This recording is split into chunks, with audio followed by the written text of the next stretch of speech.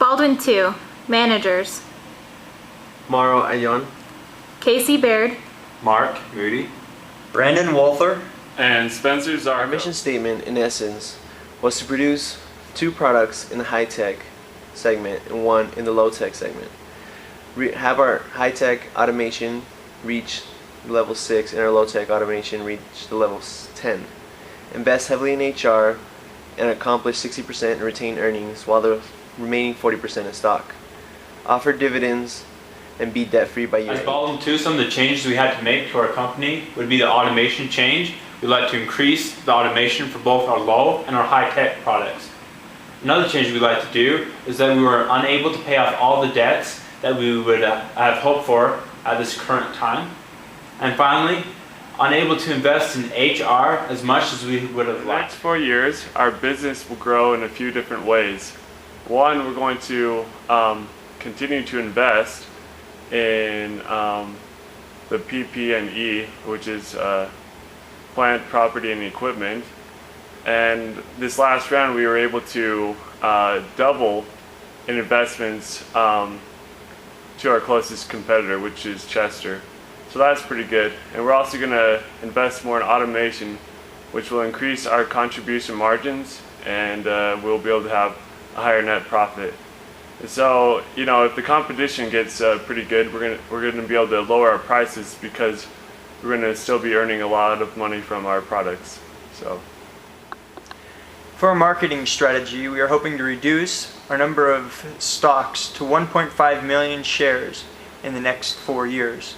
We also hope to offer $2 to $5 annually in dividends, maintain our 100% customer awareness, increase our sales budget by another $1.5 million, and we want to continue to slowly cut back our prices in the low-tech market, as well as keeping our product ages at the customer preference of 0 years for the high-tech and 3 years for the low-tech. Our leading competitor in industry was Andrews. Some of the things they did to pull ahead of the competition was they paid more attention to ratio, something we intend to do in the future. They borrowed more money up front, and they also controlled the prime markets. And they also stole on our managers. For our projections for next year, our forecast, we'd like to maintain 22 to 25% of our market. On the return on sales, we want to increase by 2% annually. On return on assets, we want to maintain between 15 and 20%. On return on equity, we want to continue to increase by 2% annually. Some of the changes to be made to our products here at Baldwin 2 is to continue to maintain the ideal ages for both high-tech and low-tech products. We'd also like to continue to creep into the ideal positioning for high-tech, and this would be done with our big one product. Overall, we are very satisfied with our products in both segments, but we'd like to, by the end of next year, is to create another product in the high-tech market, as this market will increase in size. Overall, we're fairly satisfied with the position of our products in the market segment. We would like to move Big DOS slightly down into this area.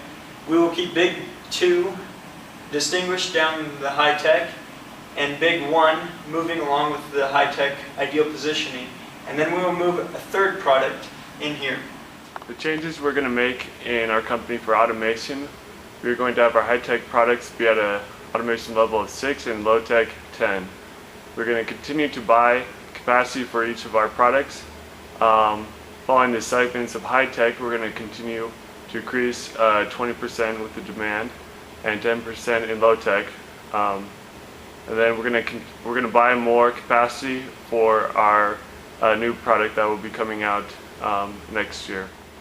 The changes that we are going to be making to our finance department is that we would like to pay off half of our debt within the next 4 years.